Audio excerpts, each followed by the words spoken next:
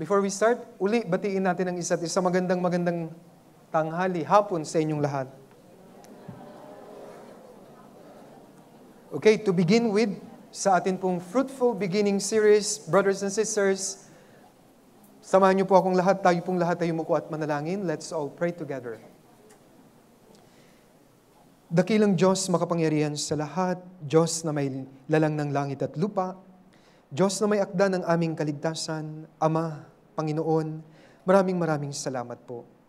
Salamat sa dakilang biyaya ng kaligtasang ipinagkaloob niyo po sa amin.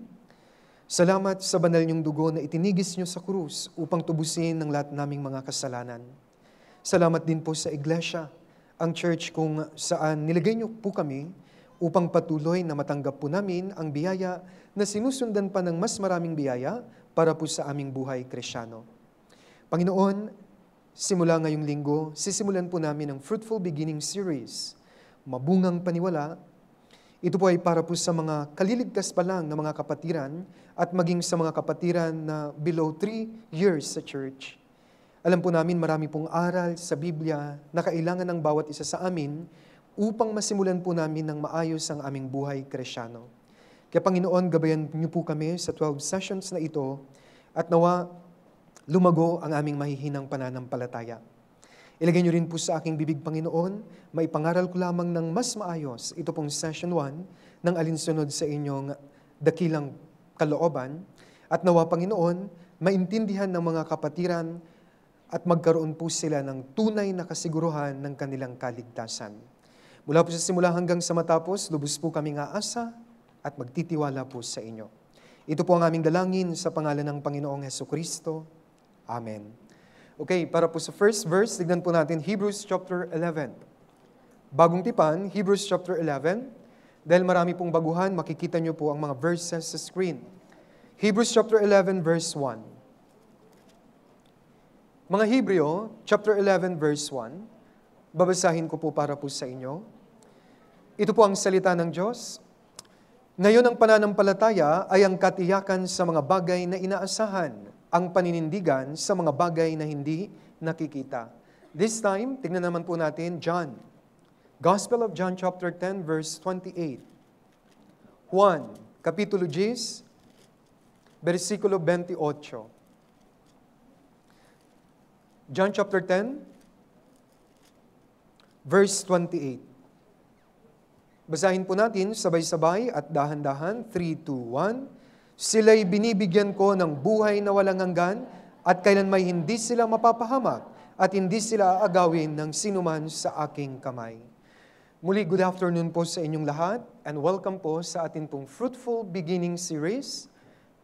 Sa Tagalog, Mabungang Panimula. Ito po ay Beginner's Guide series para po sa mga kaliligtas pa lamang or para sa mga kapatiran na nasa 3 years and below na nagstay sa church. At para po sa ating Fruitful Beginning series number 1 or session number 1, ang topic na ipapangaral ko po sa inyo ay patungkol po sa assurance of salvation. Kasiguruhan o katiyakan ng ating kaligtasan. Sa buhay, mayroon pong isang tiyak na bagay na mangyayari sa ating lahat. Alam niyo po ba yung tiyak na yon? Lahat tayo mamamatay. Tignan po natin, 2 Samuel chapter 14. Ikalawang Samuel, chapter 14, verse 14. Ikalawang Samuel, chapter 14, verse 14. Babasahin ko po yung pinakaunang stanza, or yun pong pinakaunang line ng verse na ito. 2 Samuel, ikalawang Samuel 14, verse 14, tayong lahat ay kailangang mamatay. Hanggang dun lang po. Yan po yung sigurado sa buhay. Every one of us, after probably 70 years, wala na tayong lahat dito.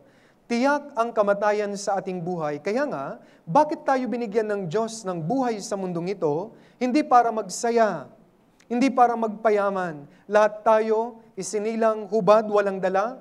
Lahat tayo aalis, wala ring dala. Kaya nga nabubuhay tayo at tiyak ang isang bagay, mamamatay tayong lahat. Kaya gusto ng Diyos, bago tayo mamatay, dapat makatiyak tayo sa ating kaligtasan. Kasi kapag namatay ka at ligtas ka, sa langit ka mapupunta. Subalit kung namatay ka at wala kang kaligtasan, hindi ka sure sa iyong kaligtasan, impyerno ka po mapupunta. Kaya nga napakahalaga na topic dito po sa Biblia, yung magkaroon kayo ng kasiguruhan, assurance, katiyakan ng inyong kaligtasan. Kaya ang topic ng session number 1 ay patungkol po dito, and in God's guidance, sa pamamagitan ng turo ng Holy Spirit, sana po talagang ngayong araw, bago kayo lumabas dyan po sa ating pintuan, ay talagang magkaroon ng lahat sa inyo ng kasiguruhan at maging sure siya 100% sa kanyang kaligtasan. Kaya simulan po natin, balikan natin yung Hebrews chapter 11. Unahin po natin ang pananampalataya. Para magkaroon ng tiyak na kaligtasan, dapat tiyak ka sa pananampalataya. Hebrews chapter 11, verse 1. Basahin po natin sabay-sabay, muli, 3, 2, 1. Ngayon, ang pananampalataya ay ang katiyakan sa mga bagay na inaasahan, ang paninindigan sa mga bagay na hindi nakikita. Sa verse 1, dalawang bagay ang gusto kong tandaan nyo dito. Sabi dito, yung pananampalataya, katiyakan. Pangalawa, paninindigan. Kaya mahalaga, mag-start tayo sa pananampalataya. Brothers and sisters, at lahat ng mga baguhan, mayroon pong dalawang pananampalataya, isa tunay at isa peke. Kaya dapat malaman natin saan umanggagaling ang tunay na pananampalataya at ano naman yung peking pananampalataya. Para maintindihan, ganito po yon. Sa English, faith yung pong pananampalataya. Okay? Pananampalataya. Ang pananampalataya, sabi kanina sa Hebrews 11, verse 1, katiyakan. Dapat tiyak. And then, paninindigan. Kaya para magkaroon ka ng katiyakan at paninindigan, ang pananampalataya dapat manggaling sa katotohanan. Ito po yung facts. Ano po yung facts na yan? Katotohanan, ito po yung Biblia. Kaya para maging sure ka, dapat yung pananampalataya mo ay manggaling sa facts o yung katotohanan. Ang katotohanan, ulitin ko, ito po yung Biblia. Bakit? Ang katotohanan kasi hindi nagbabago. Tiyak po yan. Bigyan ko kayo ng mga katotohanan na binigay ng Diyos dito sa mundong ito. Mayroong 24 hours in one day. Totoo? Hindi. Nagbabago ba? May araw ba na 23 hours lang? Lahat 24 hours in one day. Tama? Ang araw, saan sumisikat? Silangan. Saan siya lumulubog? Kanluran. Nagbago na ba yan? Tiyak yan. Yan po yung tinatawag nating facts. Kaya para makatiyak tayo sa ating pananampalataya at manindigan tayo, dapat alam natin yung facts o yung katotohanan, at ang katotohanan na ito ay ang Biblia. Tingnan natin, 1, chapter 17, verse 17. 1, 17, versikulo 17. Babasahin ko po para po sa inyo. John 17, verse 17. Pabanalin mo sila sa katotohanan, ang salita mo ay katotohanan. Tanong ko po, ano po yung katotohanan? Ang salita mo. Ano po yung salitang yon? Ito po yung Biblia. Kaya ngayon, saan manggagaling ang pananampalataya? Dapat manggaling sa katotohanan. Tignan din natin, Romans chapter 10, verse 17. Roma, chapter 10, verse 17. Roma, chapter 10, verse 17. Kaya ang pananampalataya ay nanggagaling sa pakikinig, at ang pakikinig ay sa pamamagitan ng salita ni Kristo. Kaya, my dear brothers and sisters, balikan po natin ito. Ang pananampalataya na totoo, o yun pong true, ay nanggagaling sa pakikinig. Ano ang pakikinggan? Salita ni Kristo. Kaya ang pananampalatayang ina-acknowledge, tinatanggap ng Diyos, ay dapat manggaling sa katotohanan, sa Biblia. Kung totoo, hindi nagbabago. Pero may isa pa rin pong pananampalataya. Ito yung pekeng pananampalataya. Ito yung pananampalataya na nanggagaling lang saan? Sa feelings o sa damdamin. Ito po ay mali. Ito po yung false. Ito po yung fake na pananampalataya.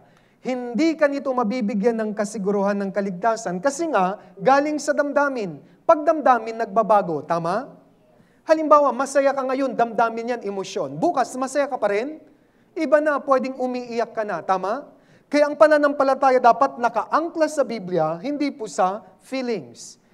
Ito po yung peking pananampalataya at nasa Biblia po ito. Tingnan natin, Santiago chapter 2, James chapter 2, verse 19. Santiago chapter 2, verse 19. Santiago chapter 2, verse 19. Pwede po basahin natin, verse 19, sabay-sabay, 3, 2, 1. Sumasampalataya ka na ang Diyos ay iisa, mabuti ang iyong ginagawa. Ang mga demonyo man ay sumasampalataya at nanginginig pa. Ito yung pananampalatayang mali. Maging ang demonyo nananampalataya, pero ang pananampalataya niya ay peke. Kaya nga may panginig-nginig pa siya. Paiyak-iyak pa yan. Hindi yan tunay. Ang tunay, ang mahalaga, yung facts. Sabi sa English, the object of your faith is more important than the sincerity of your belief. Hindi mahalaga sa pananampalataya, hindi mahalaga sa pagpunta sa langit ang damdamin mo, ang luha mo, ang emosyon mo, walang pakialam yan. Ang mahalaga, malaman mo po yung katotohanan. Kapag alam mo ang totoo, natural na lang maniwala. Di ba? Pero maraming tao naniniwala sa hindi nila alam. Mali po yun. Kaya dapat ang ating pananampalataya ay nakabase sa Biblia. Kaya, sana po, habang nag-a-attend kayo lahat ng Grand Bible Seminar, dapat nagtuon kayo doon po sa salita ng Diyos. Kasi yung salita ng Diyos, yan po ang magbibigay sa atin ng tunay na kaligtasan. Pag feelings po ang gagamitin nyo, dito po, ito yon, puro damdamin, human emotion. Hindi lang emosyon. Ang feelings na ito ay base rin po sa experience ng mga tao. Ito rin po ay base sa kanilang mga gawa. Mali po ito. Kaya nga, pag tatanungin mo sila, ligtas ka na ba? Ano ang sagot? Yes, Pastor. Bakit? Pastor, alam mo, nung nakikinig ako, may naramdaman akong kakaibang feelings. Pumasok siya, napaiyak ako. Mali yun, emotion lang yun. Damdamin lang yon. Yung iba na, ligtas ka na ba? Ay, syempre, Pastor, kasi tinanggap ko na si Kristo. Gawa, tinanggap niya raw si Kristo. Mali rin po yon. Naligtas ka na ba? Ay, opo, Pastor, kasi nagpabaptize na ako. Member na ako ng, born again din kami, Pastor. Born again din. Member na rin po ako. Hindi. Hindi po yun. Hindi yung magagawa mo, hindi yung experience nyo. One time pumunta kami ni Pastor Park sa Baguio, may young adult, kinausap namin, galing sa Christian Church. Tinanong ni Pastor, ligtas ka na ba? Opo. Sabi niya, paano ka naligtas? Nag-speaking in tongues po ako. Gusto ko pong sample nga, sabi ko sana. Hindi nila alam ang sinasabing speaking in tongues. May mga tao, mga naramdaman nila, na-experience nila, naging emosyonal, umiyak. Lahat yan ay hindi tamang pananampalataya. Kahit umiyak kayo ng dugo dito, hindi kayo maliligtas. Ang kaligtasan dapat, malaman mo ang katotohanan dito po sa Biblia. Kaya nung sabi ni Kristo, at inyong malalaman ang katotohanan, at ang katotohanan ang magpapalaya sa inyo. Kaya kailangan natin ng katotohanan para maging tiyak at manindigan kayo sa inyong pananampalataya. Ano ang sign na hindi ka pa tiyak? Hindi ka pa naninindigan. Maring hindi ka pa saved. Una, ito ang unang senyales, pabago-bago ka. Gaya ng damdamin, nagbabago. Tama? Kapag hindi ka pa saved or hindi pa sure ang kaligtasan mo, nagbabago ka. Ngayong linggo, mag-a-attend ka. Next week, wala ka. Next week, mag-a-attend ka. Next week, wala uli. Pag maganda ang pakiramdam mo, pupunta ka. Pag medyo ayaw mong pumunta, medyo mainit ang ulo mo, hindi ka pupunta. Pabago-bago. Pangalawang senyales na hindi ka pa saved or malabo pa ang kaligtasan mo, gumigit na ka lagi. Mga estudyante, pag nagtanong yung teacher at hindi mo alam, medyo nagigitna ka, di ba? Hindi mo maitaas yung kamay kasi hindi ka sure sa sasabihin mo yung sagot mo. Paano yung gumigitna lagi? Minsan, parang maka-Diyos ka, godly. Pero minsan, worldly.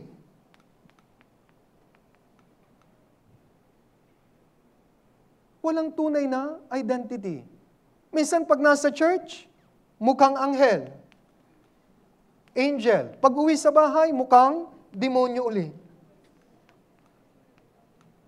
Di ba? Kaya nga, pag ganun, gumigit na. Hindi siya kasi tiyak.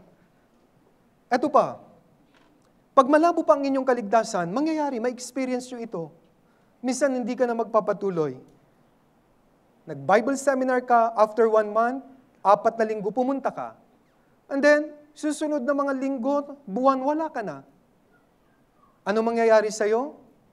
Naririnig ko po ito, nagiging paniki sila. Meron po akong kwento ng paniking Kristyano.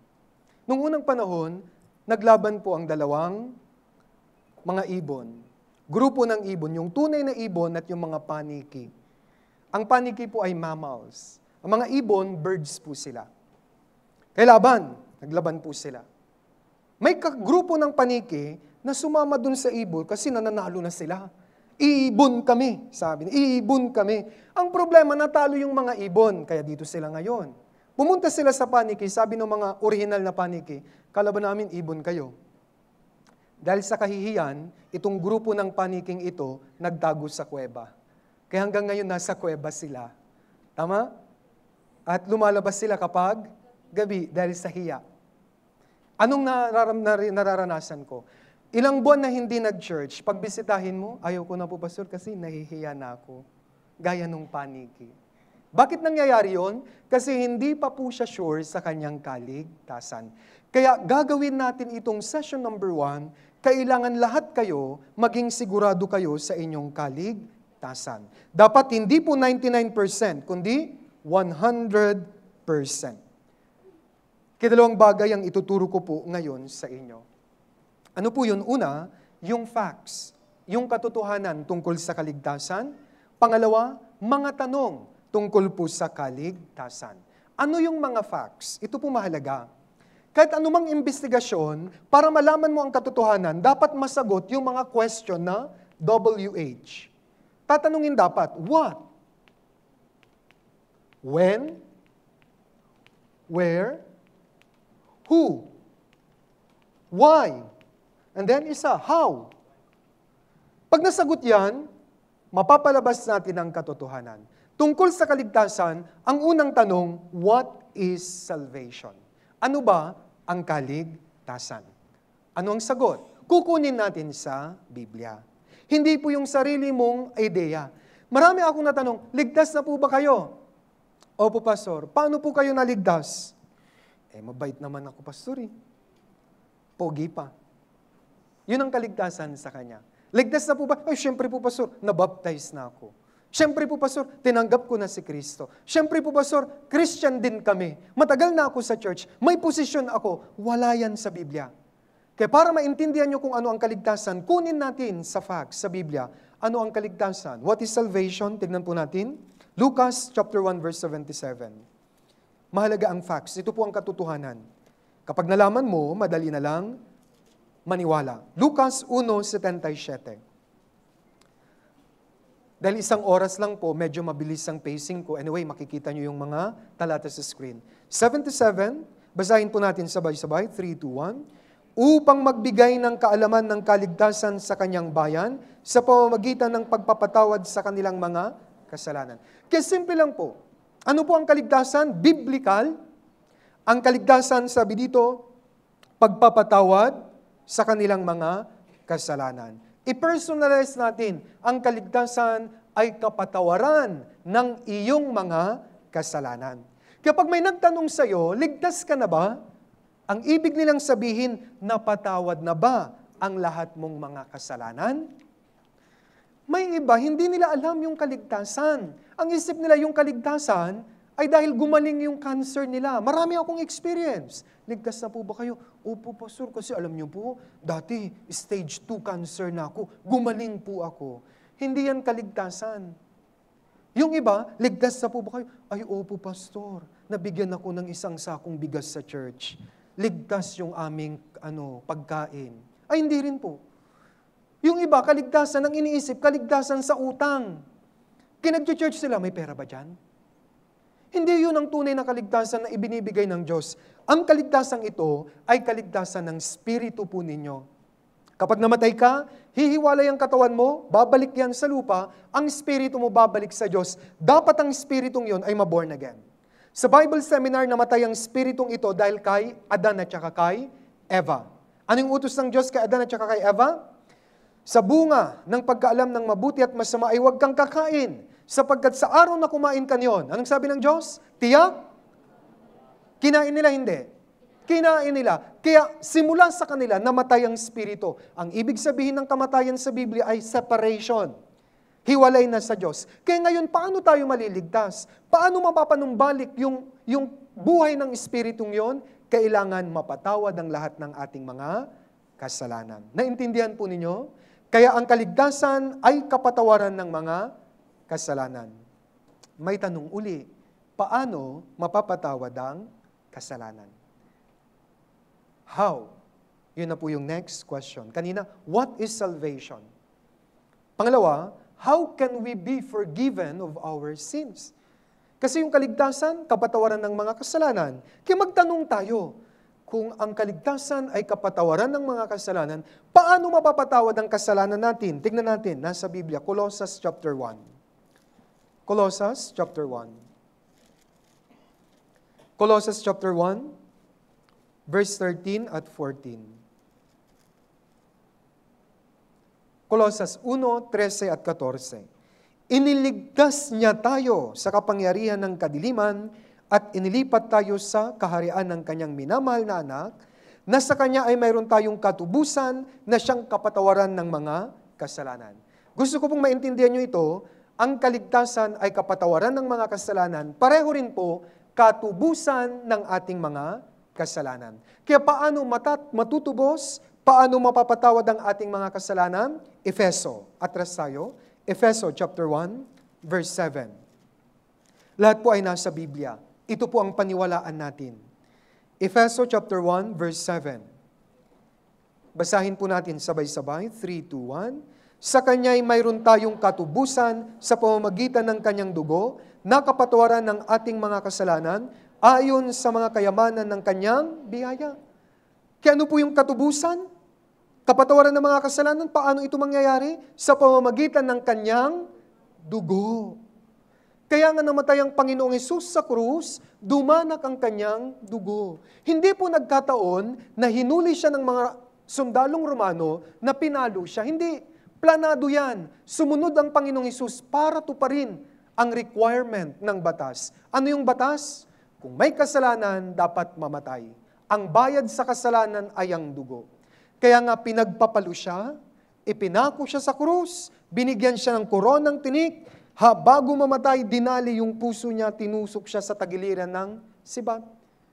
Ng tabak. Bakit? Kapag nagkasugat ang katawan, dadanak ang dugo.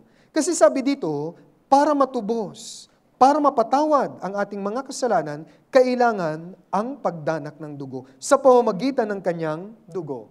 Tingnan din natin, Hebrew chapter 9. Hebrews chapter 9, verse 22. Hebrew chapter 9, verse 22. Babasahin ko rin po. Sa katunayan, sa ilalim ng kautusan, halos lahat ng mga bagay ay nililinis ng dugo, at kung walang pagdanak ng dugo, ay walang kapatawaran ng mga kasalanan. Kaya pagtagpi-tagpiin natin ang katotohanan. Kaligtasan. Kung gusto mong maligtas, ano na uli ang ibig sabihin ng kaligtasan? Kapatawaran ng mga kasalanan. Paano mapapatawad ang kasalanan? Sabi sa talata, kailangang dumanak ang dugo. Kasi minsan may mga tao, para raw mapatawad ang kasalanan, mangumpisal ka raw. Gumawa ka raw ng mabuti. Magsimba ka raw linggo-linggo. Tumulong ka raw sa mga mahihirap. Mali. Isa lang ang paraan para mapatawad ang kasalanan. Anong sabi? Kailangan dumanak ang dugo. Sa lumang tipan, mga hayop ang kanilang pinatay. Bakit? Di pa dumarating si Kristo. Subalit 2,000 taon na po ang nakakaraan, si Kristo pinako sa krus. Bago siya pinako sa krus, nung na-meet niya si John the Baptist, tinuro siya ni Juan Tagabautismo. Narito, ang kordero ng Diyos na mag-aalis ng kasalanan ng sanlibutan. Behold, tignan nyo, sinabi niya sa Israel, mga kababayan, taon-taon yung ating mga lolo, mga ninuno, nag-alay sila ng hayop taon-taon, nagpadanak ng dugo. Sabi niya, tapos na yon. Narito na si Kristo. Bakit niya sinabing kordero ng Diyos? Kasi noon po, pinapatay mga kordero, mga hayop. Ang ibig niyang sabihin, madaling maintindihan ito sa Israel, ang magiging alay para sa iyo, para sa kasalanan mo, ay si Jesus Christ. Kaya nga dumating siya sa lupa nagkatawang tao, pinasan niya ang krus, idinanak niya ang dugo para maligtas po tayong lahat. Dumanak na po ba ang dugo? Hindi pa. Dumanak na. 2,000 years ago, dumanak ang dugo ni Kristo. Para saan yon? Para sa kapatawaran ng mga kasalanan. Tandaan niyo po ito. Kung may kasalanan na maliit, hindi pwede sa langit. Kaya covered na ng kanyang dugo. Pinatawad na po niya ang ating mga kasalanan. Bakit? Natupad na ang batas ng Diyos. Ito ang tanging paraan. Huwag po kayong gumawa ng ibang pamamaraan. Kung ano po yung sinabi ng Biblia, ng batas, yun ang sundin. Para maintindihan nyo. Halimbawa dito po sa UPS, mayroon pong ordinansa ang barangay. Bawal magtapon ng basura, multa 1K. Kapag nilabag mo, kailangan mong magmulta ng 1K. Tama mali. Kahit pumunta ka po sa barangay, nahuli ka, sabihin mo, pwede, quits na lang kasi mabait naman po ako eh. Ay hindi. O yung iba, Kap, mayroon po akong sitaw. Ito na lang pambayad ko. Tatanggapin ni Kapitan? Hindi ho. Kap, mayroon akong picture dito, 1 by 1. Maganda, sa'yo na. Tatanggapin niya? Hindi. Tatanggapin lang niya, mapapatawad ka lang kung magbabayad ka ng 1K. Yan ang ordinansa. Ano ang batas ng Diyos? Para mapatawad tayo, kailangang dumanak ang dugo. Kaya nga, ang Panginoong Hesus sumunod siya. Ito ang dapat niyong panampalatayanan. Bakit maraming tao hindi maligtas-ligtas? Kasi ayaw nilang maniwala sa sinabi ng Biblia na mapapatawad lang ang kasalanan sa pamamagitan ng pagdanak ng dugo. Sa mga taong matigas, ini-insist yung relihiyon nila, yung kinagisnan nila, ito ang tawag ng Biblia sa inyo. Awit 119. Mga awit 119, verse 155. Mga awit 119, verse 155. Babasahin ko po. Ang kaligtasan ay malayo sa masama, sapagkat hindi nila hinahanap ang iyong mga batas. Masama. Hindi ka talaga maliligtas. Ang tawag sa iyo ng Diyos kapag di ka ligtas, masama. Bakit? Napakalayo sa iyo kasi ayaw mong hanapin ang mga batas ng Diyos. Ano ang batas ng Diyos? Mapapatawad lang ang kasalanan natin sa pamamagitan ng pagdanak ng dugo. Isa pang talata, tingnan natin, Efeso chapter 2. Efeso chapter 2, verse 13. Efeso chapter 2, verse 13. Kung mapapansin nyo, puro tayo Bible verse kasi ito yung katotohanan. Efeso chapter 2, verse 13. Basahin po natin, sabay-sabay, ito pong verse 13, sabay-sabay, 3, 2, 1. Subalit ngayon ay na kay Kristo Jesus, kayo na noong una ay malayo, ay inilapit sa pamamagitan ng dugo ni Kristo. Nung tayo ay hindi ligtas, malayo sa Diyos, pero nailapit na raw. Anong naglapit sa atin sa Diyos? Dugo ni Kristo. Kaya ang kaligtasan, connect natin, ay kapatawaran ng mga kasalanan. Paano mapapatawad ang kasalanan natin? Kailangang dumanak ang dugo. Mayroon pa rin pong problema. Kailangan mayroon pang masagot na isang tanong. Kung dumanak na ang dugo, ang tanong uli, anong kasalanan ko ang napatawad na? Kasi tayo po ay nagkakasala araw-araw. Tama mali? Kaya dapat magtanong tayo, Dumanak na, 2,000 years ago ang dugo ni Kristo. Ngayon ang tanong, anong kasalanan ko ang pinatawad niya? Tingnan natin ang sagot. Hebrew chapter 9. Isa ito sa pinakamahalagang talata sa Biblia. Hebrews chapter 9, verse 12. Hebrew chapter 9, verse 12. Basahin din po natin itong Hebrews chapter 9, verse 12. Sabay-sabay. 3, 2, 1. At hindi rin sa pamamagitan ng dugo ng mga kambing at mga toro, kundi sa pamamagitan ng kanyang sariling dugo, siya ay pumasok na minsan magpakailanman sa dakong banal, sagay tinitiyak ang walang hanggang katubusan. Yun po ang tiyak. Kaya para maging tiyak kayo, ang topic natin katiyakan, kasiguruhan ng kaligtasan. Ang pananampalataya may katiyakan at paninindigan. Para magkaroon ka ng katiyakan at paninindigan tungkol sa Diyos, tungkol sa iyong kaligtasan, dapat maintindihan mo ang walang hanggang katubusan. Sabi doon, sa gayo'y tinitiyak. Tiniyak ng Diyos, walang hanggang katubusan. Anong ibig sabihin nito? Simple lang. Lahat ng kasalanan mo ay napatawad na. Tingnan niyo po, ang center ng mundo ay si Kristo. Lahat ng time bago si Kristo ay BC. And then AD, in the year of our Lord Jesus Christ, ngayon po, 2024 na. Diba? Kapag sinabing walang hanggang katubusan, lahat ng kasalanan, mula sa simula hanggang sa dulo, ito na po ay tinubos, pinatawad na ng Panginoong Hesukristo, gamit ang kanyang dugo. Kaya nga, walang hanggang katubusan. Anong ibig sabihin? Nung namatay siya, tinubos niya, pinatawad niya yung kasalanan ni Adan, maraming taong ipinanganak, hanggang mamatay tayong lahat, hanggang sa pinakadulong tao, walang hanggang katubusan. Ikaw po ito, halimbawa, pinanganak ka, 2000. Year 2000, kaya 24 years old ka na. Example lang, halimbawa po, abutin mo, 2070, kaya mayroon kang kasalanan, mula pagkapanganak hanggang ngayon, may kasalanan ka. Ngayon, 2024, marami kang magagawang kasalanan, tama mali. Sa susunod na taon at sa mga taon pang susunod, may magagawa ka pang kasalanan, wala na. Meron pa. Pero ano po yung sure? Tinitiyak ang walang hanggang.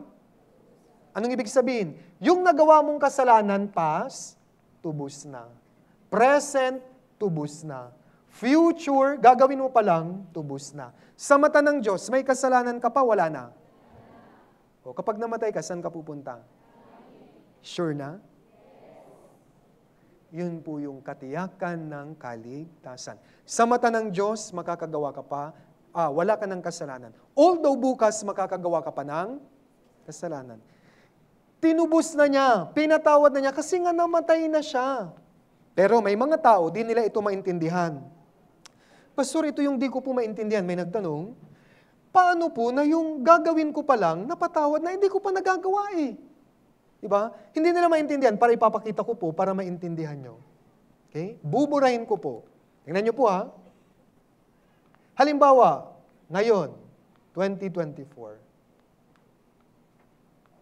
May tanong ako, kailan namatay si Kristo? 2,000 years ago, di ba? Buhay ka na, wala ka pa. Di ba?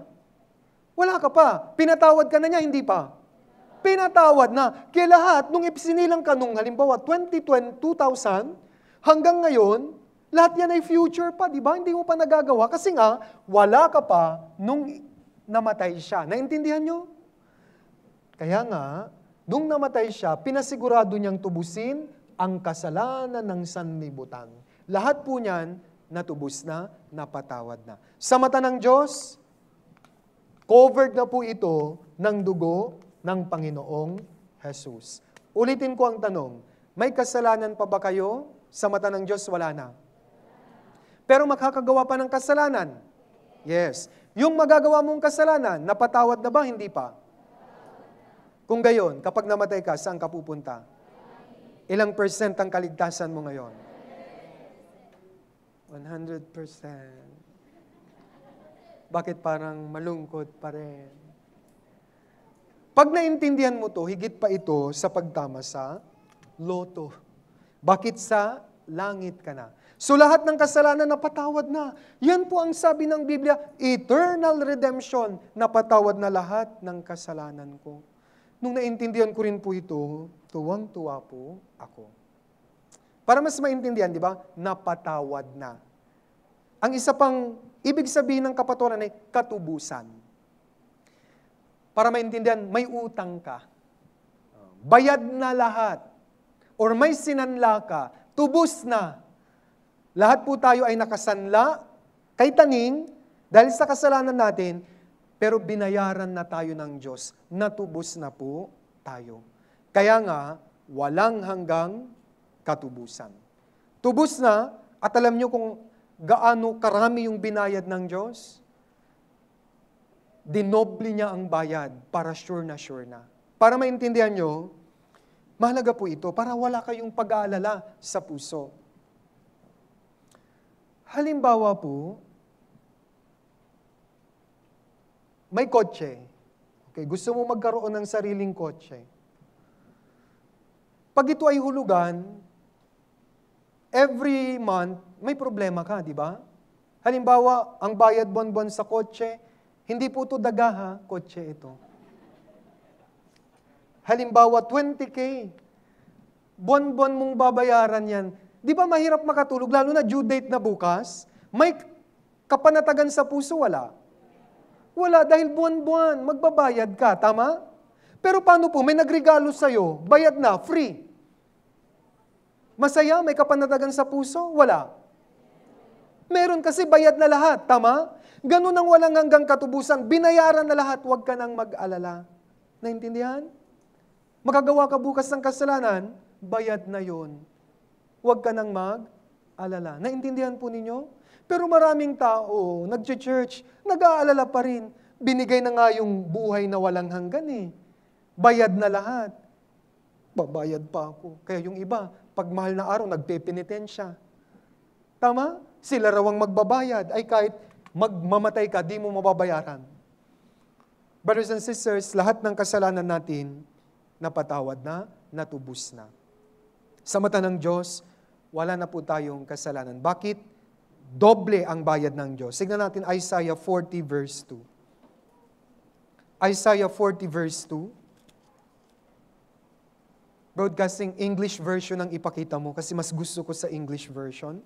Isaiah 40 verse 2.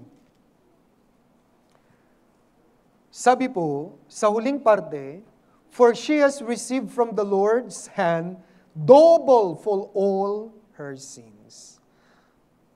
Kung baga ito po yung kotse, 2 times na binayaran ng tatay mo, nirigalo sa'yo, bayad na, binigyan ka niya ng resibo. Mag-aalala ka pa ba na babayaran mo yan? Hindi na, bakit mayroon ng resibo? Ano po ang resibo natin? Biblia. Ano ang sabi ng Biblia? Wala ka ng kasalanan, walang hanggang katubusan. Bakit? Dahil mahal na mahal tayo ng Panginoong Jesus.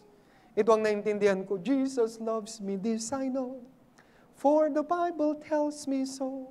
Naintindihan kong mahal na mahal niya ako, bakit namatay siya? Siya ang nagdanak ng dugo, ako dapat ang patayin doon. Pero inako niya. Bakit? Mahal na mahal niya tayo. Kaya may kanta, ang daming kanta. Down the Via Dolorosa, in Jerusalem that day. Sa araw na yun, sa Jerusalem, papuntang Golgota, dinaanan ni Kristo ang napakahirap dala yung krus. Yun ang tawag, Via Dolorosa, way of suffering. Tinanggap niya ang pagdurusa, ang parusa, namatay siya para tayo magkaroon ng kaligtasan.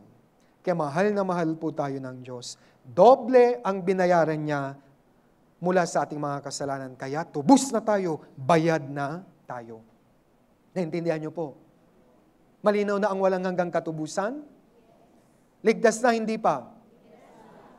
Pero kailangan nating linawin lahat ng anggulo. Pero may mga tao ganito, pilosopo. Pastor, salamat. Napatawad na pala lahat ng kasalanan ko, pati yung gagawin ko. Bukas, sasabong kami ng mga kaibigan ko. Balik tayo, magbibisyo na tayo.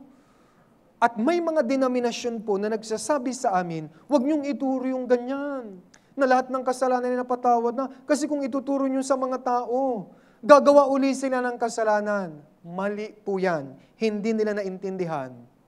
Para maintindihan nyo, ipapaunawa ko, ito ang talata. Roma chapter 6.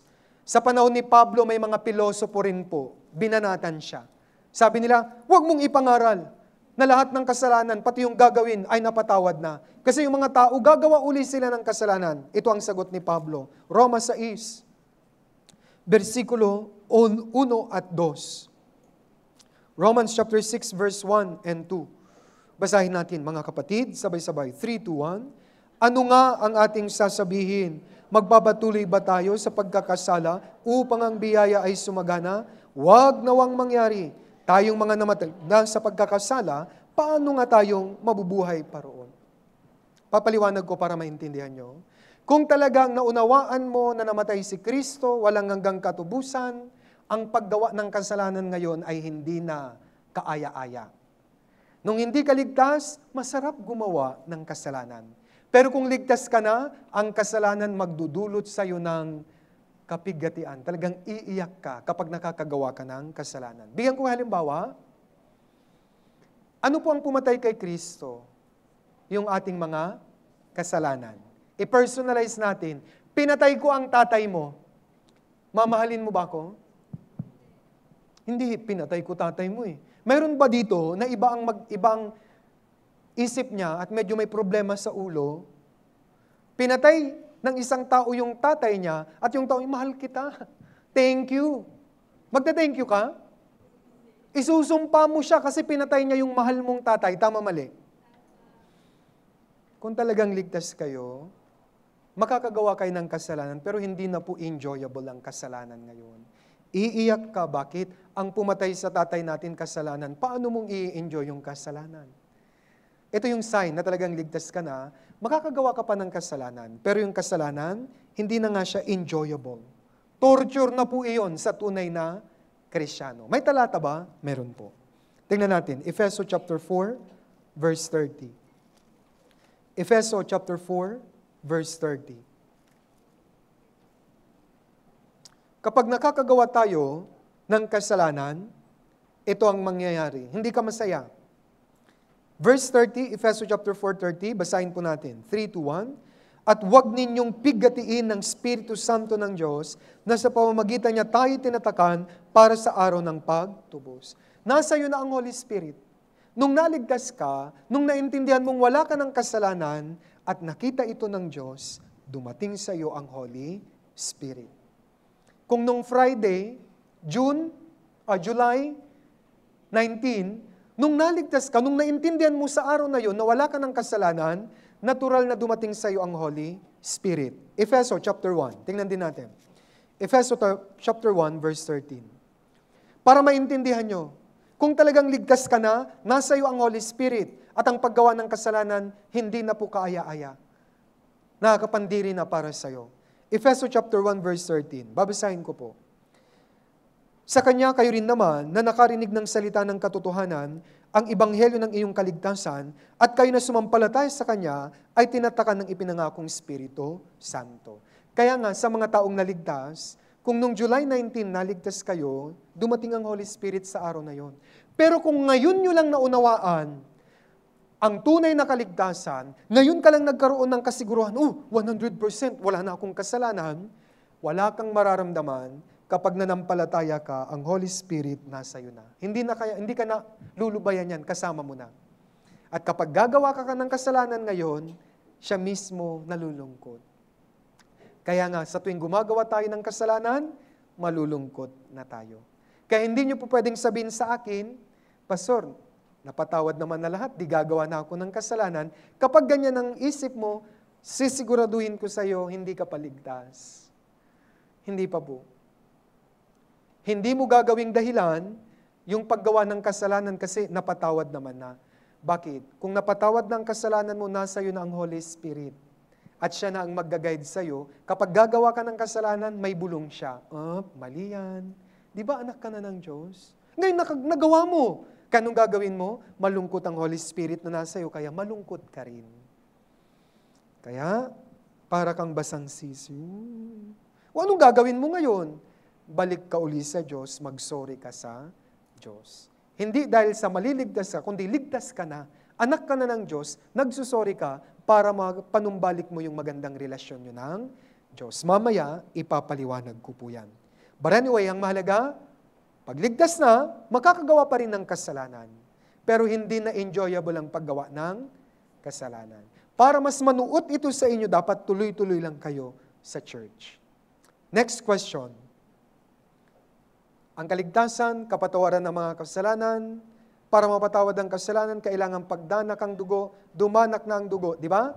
Ano ang binayaran ng dugong yon? Walang hanggang katubusan. Lahat-lahat na. Pero may tanong, when? Kailan ka naligtas? Facts uli yun. Kailan ka naligtas? 2,000 years ago, namatay si Kristo. Ngayon, kailan ka naligtas? Brothers and sisters, may araw ng kaligtasan. Tingnan natin, Colossians chapter 1, verse 6. Colossians chapter 1, verse 6. Colossians 1:6.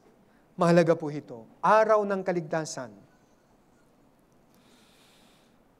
Na dumating sa inyo, gayon din naman kung paanong ito ay namumunga at lumalago sa buong sanlibutan, ay gayon din naman sa inyo mula ng araw na inyong marinig at maunawaan ang biyaya ng Diyos sa katotohanan. May araw, hindi mo lang narinig, kundi naunawaan mo ang biyaya ng Diyos. Ano po ang biyayang ito? Ito po yung biyaya ng kaligtasan. Kailan ang araw na yon? Yun yung araw na naintindihan mong wala ka ng kasalanan. Natubos na lahat ng iyong mga kasalanan. Kailan?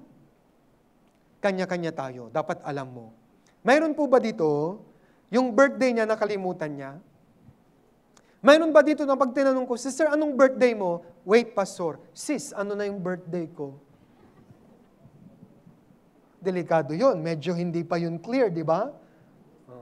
Parang nasa gitna pa rin siya. Delikado. Dapat alam mo, lahat kayo natatandaan nyo ang physical birthday nyo. Tama, mali? Ako po, never ko yan makakalimutan kasi pag birthday ko, buong mundo nagdidiwang. January 1 ang birthday ko. Sinabihan ko ang buong mundo, huwag kayong magsaya, kayo naman. Nagsasaya sila, nagpapa-fireworks pa, sabi ko, sayang ang pera. Hindi pa sure, magpapa-fireworks kami. Kaya pag birthday ko, buong mundo nagdidiwang. Hindi ko yun makakalimutan. Mayroon akong physical birthday, brothers and sisters, mayroon din po akong spiritual birthday. Kaya nga born again. Yun yung araw na naintindihan mong wala ka ng kasalanan, dumating ang Holy Spirit sa'yo, yung spirit na patay, buhay na, kaya nga born again. Ang born again na hindi religion, ito yung na-experience mo isang araw nung narinig mo at naunawaan ang iyong kaligtasan. Kailan ka naligtas yung araw na yon? Kung nung July 19, naintindihan nyo ito, July 19, naligtas ka. Yan ang spiritual birthday mo. July 19, 2024. Pero kung halimbawa, sa session na ito, naintindihan mo, lubos na, maliwanag na, 100%. Kahit ngayon, ano po ngayon? July 21. Naintindihan ko kasi doon malinaw, natubos na lahat ng aking mga kasalanan, past, present, future, lahat-lahat na ay napatawad ng Diyos. Kaya meron tayong spiritual birthday. Dalawa na po ang birthday natin. Lahat po ng pupunta sa langit, dalawa ang birthday, isa ang kamatayan. Lahat ng impyerno, isa ang birthday, dalawa ang kamatayan. Tanong ko, may pangalawang birthday na ba kayo? Baka naman mag-fellowship tayo. Kailan ka po naligtas? Sandali, sis. Sabay tayo, di ba? Sabay tayo. Pandali lang paso. January yun, February. Parang may problema dun. Pero, hindi ko po isasarado yung pintuan. May mga kapatiran kasing makakalimutin. Pastor, I have dementia. Social yung sakit mo. Naintindihan ko. Pero at least, makot mo naman kung anong year. Di ba? Dapat masabi mo, naligtas po ako 2023, Pastor. Sige, ang mahalaga, alam mo kung paano ka naligtas at talagang tumimo na sa puso mo. Kasi pag hindi yan tumimo sa puso mo, ibig sabihin knowledge lang. Kapag sa utak lang, makakalimutan mo yan, tama? Pero kung na-experience ng puso mo, hindi mo yan makakalimutan. Kaya, Sino dito ang walang spiritual birthday? Pakitaas ang kanyang kamay. Wow, parang lahat meron na. Sure na? Kailan? Siyempre, inaasahan ko yan. Parang Chinese version kasi iba-iba. May February, January.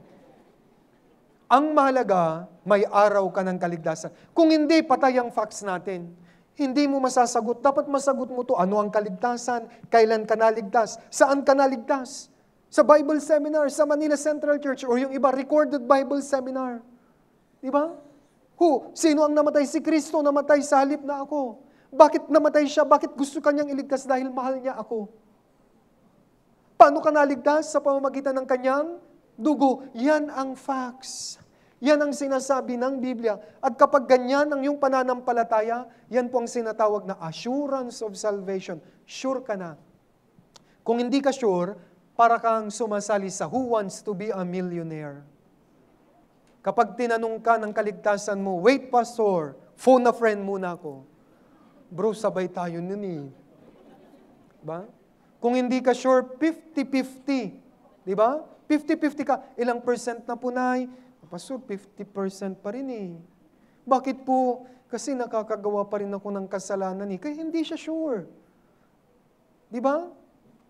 Worst case, as the audience. Ligtas ka na po ba? Brothers and sisters, di ba ligtas na tayo? Di ba sabay-sabay tayo noon? May problema. Brothers and sisters, ang kaligtasan, salvation po, ang salvation po ay personal. Hindi grupo. Dapat isa-isa tayo. Naintindihan nyo? Minsan kasi nangungopya lang kayo. Delikado ito. Kinukopya yung sinasabi ng iba. Delikado ito. At yung ibang mga kapatiran, kung matagal na kayo sa church at mag-Bible seminar, huwag nyo po silang i-orient. Anong ibig kong sabihin? Kakausapin ka ni pastor sa counseling. Ganito sabihin mo ha. Sabihin mo lang dugo. Hinahadlangan nyo ang kaligtasan niya. Alam nyo po, pag nagka-counseling ako, mas gusto kong marinig na hindi siya sure para matulungan ko siya. Kaysa yung tinuruan mo, nilagay mo sa bibig niya, yung sasabihin niya, hindi kayo nakatulong. Akala niya ligtas na siya. Pag nag-rapture, siya yung naiwan dito. Makikiusap ako sa mga matagal na, huwag niyong i-orient. Hindi tayo nagpapagalingan dito. Kahit mali yung sagot, doon kami papasok, tutulungan naming makaunawa sila. Kaya huwag niyo po silang sasabihin na sabihin mo lang kay pastor na lahat ng kasalanan mo ay natubos na sa pamamagitan ng dugo ni Kristo. Safe ka na doon. Ano yun? Exam? Brothers and sisters, never do that. Okay? Dapat tignan nyo, kung hindi pa sure anong gagawin mo, mas ipa-counseling mo po. Naintindihan? Anyway, ito naman po ay naunawaan sa puso. Pag naunawaan sa puso, sure po yan. Kaya mayroon po kayong araw ng kaligtasan. Naintindihan? Ngayon, dadako ako sa mga tanong. Mag-extend ako ng 10 minutes. May mga tanong pagkatapos ng kaligtasan. Kasi bago ka, medyo minsan, marami ka pang hindi alam sa Biblia. Ito yung tanong, nawawala ba ang kaligtasan? Pastor, pag nakagawa ko bukas ng kasalanan, nawawala ba? Ang sagot ng Biblia, hindi po. Tingnan natin, 1, chapter 10, verse 28. John chapter 10, verse 28.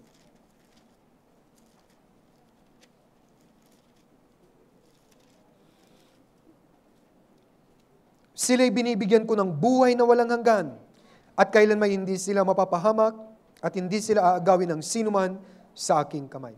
Pangako ng Diyos ito sa mga naligtas. Ano ang binigay niya? Buhay na walang hanggan. Ano ang pangako niya? Kailan may hindi sila mapapahamak. Ano ang pinasigurado niya? Nasa kamay niya tayo. Hindi sila aagawin ng sinuman sa aking kamay. Panghawakan niyo po itong pangakong ito. Kapag ligtas ka na. Makagawa ka man ng kasalanan, ligtas ka na. Bakit? Natubos ka na po. Bayad na ang lahat mong mga kasalanan. Ang kaligtasan ay walang hanggan. Kasi kung hindi po niya tutubusin o babayaran ng lahat nating kasalanan, gaya ng sinabi ko dito sa illustration ko, mag-aalala ka araw-araw. Tama?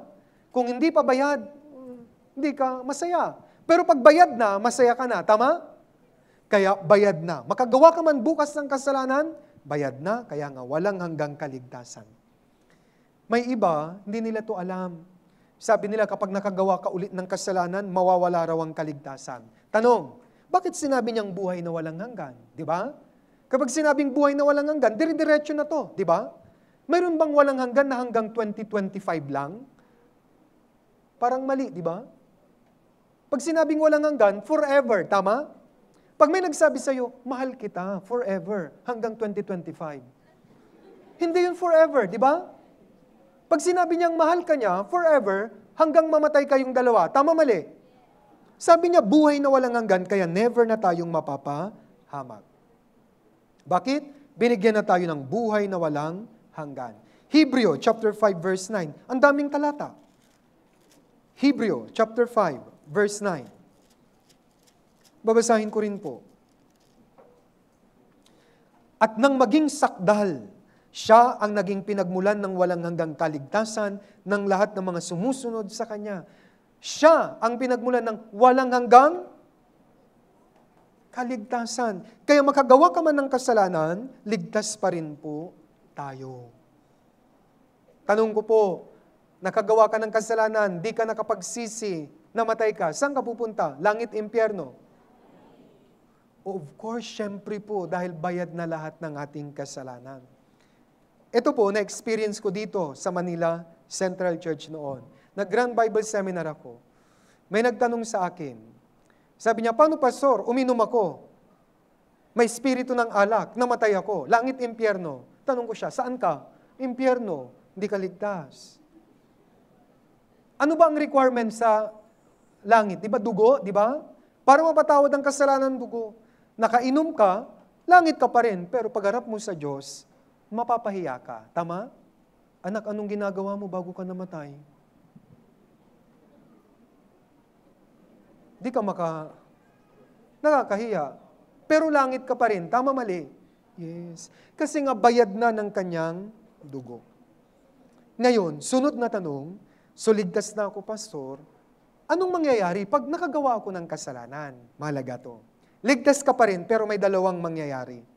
Pag gumawa kayo ng kasalanan, nagpatuloy sa kasalanan, dalawa ang mangyayari. Ang una, mapuputol yung magandang fellowship mo sa Diyos. Hindi ka magiging masaya. Kasi nga, gumagawa ka ng kasalanan. Si Haring David, nagkasala po siya, nawala yung joy niya. Hindi yung kaligtasan, kundi joy of salvation. Kagalakan ng kaligtasan. Tingnan natin, Awit 51 verse 12. Awit 51 verse 12.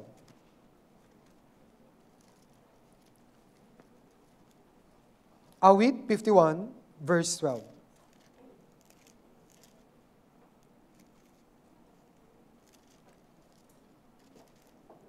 Basahin po natin, sabay-sabay, 3, 2, 1. Ibalik mo sa akin ang kagalakan ng iyong pagliligtas at alalayan ako na may espiritong nagnanais.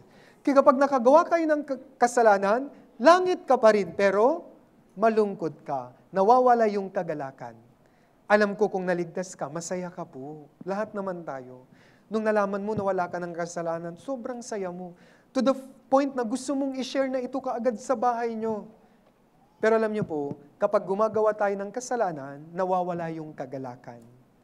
Mayroon po bang masaya dito na gumagawa ng mali? Ang paggawa ng kasalanan sa mga Kristiyano ay talaga pong nakapagbibigay sa atin ng kalungkutan. Pag gumawa ka ng kasalanan, ulitin ko, napuputol ang fellowship mo sa Diyos. Hindi ka magiging masaya. Kaya anong gagawin mo ngayon kung nakasala ka? Dito papasok yung confession. Ligtas ka na, kaya ka nagko-confess. Tingnan natin. Unang 1, chapter 1. Unang 1, chapter 1, 1 John, chapter 1, verse 6 to 9. Kung sinasabi nating tayo may pakikisama sa Kanya, at tayo lumalakad sa kadiliman, nagsisinungaling tayo at hindi natin ginagawa ang katotohanan. Ngunit kung tayo lumalakad sa liwanag, na tulad niya na nasa liwanag, may pakikisama tayo sa isa't isa, at ang dugo ni Jesus na Kanyang anak ang lumilinis sa atin sa lahat ng kasalanan. Kung sinasabi natin tayo walang kasalanan, dinadaya natin ang ating sarili at ang katotohanan ay wala sa atin. Verse 9, basahin po natin sabay-sabay, 3, 2, 1. Kung ipinahayag natin ang ating mga kasalanan, siya ay tapat at banal na magpapatawad sa ating mga kasalanan at tayo lilinisin sa lahat ng kalikuan. Kaya para mapanumbalik natin yung magandang pakikisama sa Diyos, mag-sorry muna tayo. Pero tanong ko, paano kung hindi ka nag-confess, namatay ka? Langit, impyerno? Langit pa rin. Okay? Ang confession, yung pagpapahayag ng kasalanan, ay para lang mapanumbalik natin yung magandang samahan. Para maintindihan, nanay at anak, pasaway ang anak, may ginawang kasalanan, maganda ba yung relasyon nila? Hindi. Pero kung nag-sorry na yung anak, anong gagawin ni nanay? Huwag mo nang uulitin ha. Tama? Yes. Ganun din po sa tatay natin sa langit. Pag may kasalanan ka, mahirap ngayon mag-pray. O anong gagawin mo? Mag-sorry ka muna. Mahirap humingi. Tama? Kung may tampuhan kayo ng tatay mo, madaling humingi ng pera? Ang hirap. Kaya susuyuin mo muna. Pa, sorry na. Gusto mo ng kape? Pagkakapin mo. And then, doon ka papasok ngayon. Pa, 1K nga. Bili ako ng sapato. Yung papa mo, yung puso niya, mahal ka niya. Alam ko na. Sige, at least nag-sorry ka na. Huwag mo nang ulitin ha. Tama? Kaya yun po. Kapag gumawa kayo ng kasalanan, langit pa rin. Pero, pag nagpapatuloy sa kasalanan, malungkot kayo. Puto lang fellowship nyo. Ang hirap mag-pray sa Diyos. Kaya, iwaksi po ang kasalanan. Iwasan po. Pangalawa, may mga kaso na yung kasalanan medyo malubha. Hindi sapat ang pagsusori. Dito papasok ang disiplina. Hebrews chapter 12. Okay? Hebrews chapter 12, verse 6 to 8. Hebrews chapter 12, verse 6 to 8. Namamalo po, nagdidisiplina ang Diyos. Basahin ko po. Sapagkat dinidisiplina ng Panginoon ang kanyang minamahal at pinarurusahan ng bawat itinuturing na anak. Magtiis kayo alang-alang sa disiplina. Kayo ay pinapakitunguhan ng Diyos bilang mga anak. Sapagkat anong anak ang hindi dinidisiplina ng Ama? Ngunit kung kayo ay hindi dinidisiplina na siyang naranasan ng lahat, kung gayon kayo mga anak sa labas at hindi mga tunay na anak. Kapag ligtas ka na at gumawa ka ng kasalanan mabigat-bigat, kahit mag-sorry ka sa Diyos, anong sasabihin ng Diyos? Okay, sorry, pero dapa. Palo. Bakit? Mabigat. Paano mamalo ang Diyos? Minsan nagkakasakit kayo. Minsan magulo ang pamilya. Minsan butas ang bulsa. Minsan akala mo masaya ka pero walang tunay na kagalakan sa puso. Kaya hindi masayang gumawa ng kasalanan. Nonetheless, tao lang tayo, nagkakasala tayo. Kaya nga, may disiplina ang Diyos. Bakit? Dahil pagalit ang Diyos sa atin, hindi po. Kundi mahal niya tayo. Tandaan nyo, ang pamamalo ay simbolo rin ng pagmamahal ng Diyos. Pero may problema, verse 8. Ang dami mo nang ginawang kasalanan.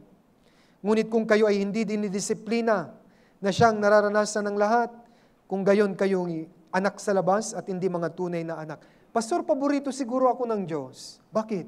Gawa ng kasalanan, walang palo. Hindi ka paborito ng Diyos. Hindi ka pa niya anak. Okay? Mga nanay at tatay, pinapalo niyo ba yung anak ng kapitbahay? Hindi, bantay bata ang abot mo dyan. Tama? Sino ang papaluin mo? Yung anak mo. Tama, mali? Kung walang palo sa inyo, hindi ka pa anak ng Diyos, baka anak ka ng kapitbahay. Mag-Bible seminar ka uli, papaluin talaga ng Diyos ang kanyang mga anak kung mali ang kanilang ginagawa. Ako rin po, marami ng palo ang nangyari sa akin. Lalo na mga early parts ng aking Christian life, marami rin akong pagkakamali.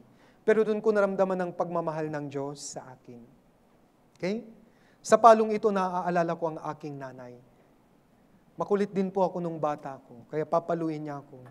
Lakas. Pero pag napalo na niya ako at nakita niyang hirap na, at yung iyak ko po ay, yung iyak na yung parang mawawalan ng hininga.